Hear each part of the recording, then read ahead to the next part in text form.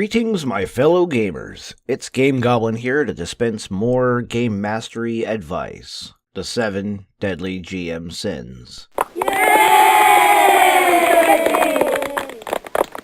Today's episode is about greed. I got another weird one for you this week. It's all about greed.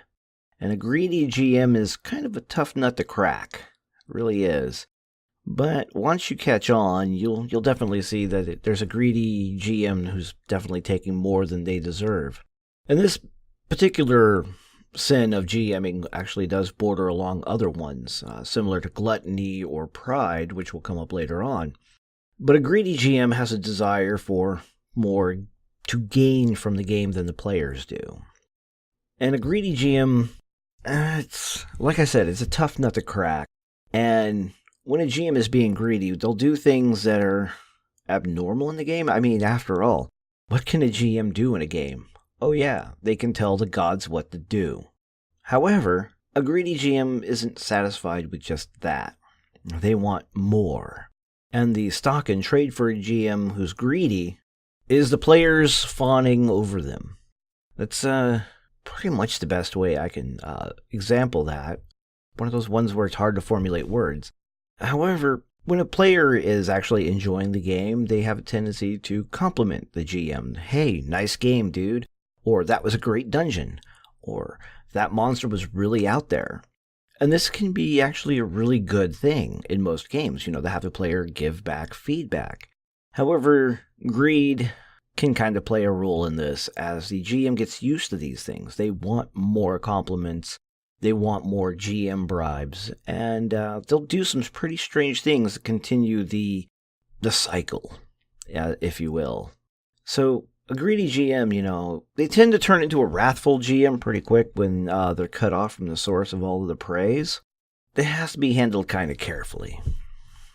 Now, greed is often described as a sin that's the desire for material wealth or gain, and they ignore the realms of the spiritual, or they're covetous. It's also the sin of avarice. And a greedy GM really loves their creations a lot. Like I said, this borders on pride. Pride is the granddaddy of all sins.